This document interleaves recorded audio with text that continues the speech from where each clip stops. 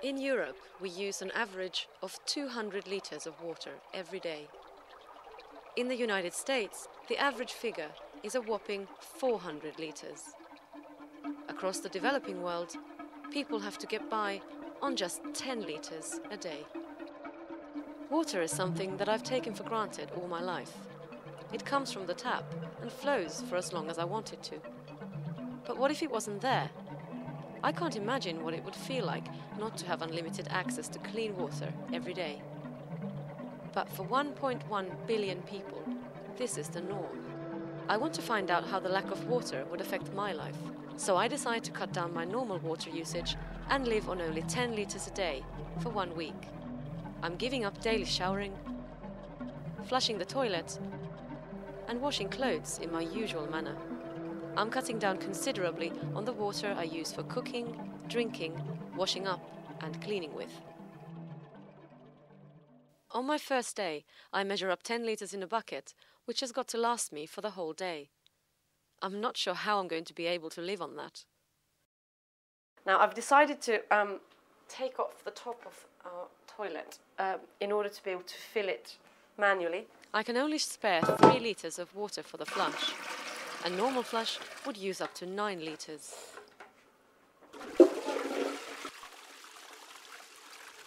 By the evening, I've just enough left to wash my face and brush my teeth.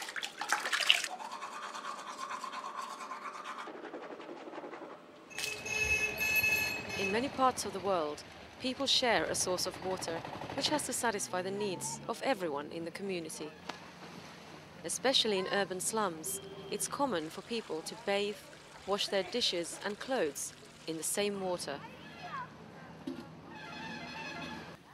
The available water is often contaminated and causes millions of people to die every year from preventable diseases, like diarrhea. Sanitation is also a huge problem in the developing world. It's absolutely crazy that in 2008, 40% of the world's population doesn't have a proper toilet.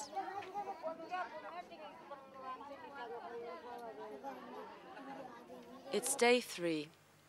My day begins with a big load of washing up from the night before.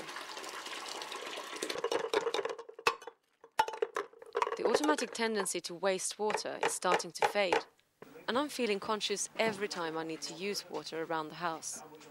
It's really starting to dawn on me that life without water means more careful planning and a lot more wasted time. Time that could be used to work and play. I've come to meet Louise Ely, an expert on water poverty. Getting the water poverty sorted is actually considered to be the first step out of poverty. If you haven't got access to clean water, your life starts off already on the wrong footing. It often means that young girls are losing out on education, and that women are spending a lot of time in their day going off hunting, bringing water back, and that time could actually be spent either with their family or in work. For everybody in the whole world to have access to safe water, to have access to sanitation and to know about hygiene, to have hygiene education, then it's about 20 billion overall to solve the whole problem for everybody in the whole world. It's a bit less, actually. There comes a moment of desperation when you need more than anything to wash your hair. For me, this was day 5. So this is definitely not the most comfortable way of washing your hair. Having used up 2/3 of my water allowance before noon, I decide to spend the rest of the day indoors, trying not to drink, flush, wash or boil anything. It's the last day of my week-long water challenge. I'm feeling dehydrated, smelly and fed up. I really cannot imagine life with so little water. This experiment has been very eye-opening in many ways.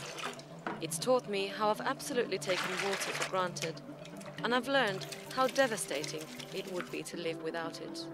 While I've had a pretty hard time living on only 10 litres of water a day, this experiment's been nothing compared to what people living in poverty have to go through.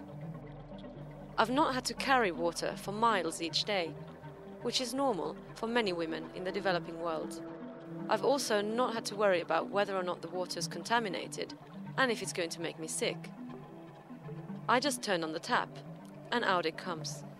Free, clean water.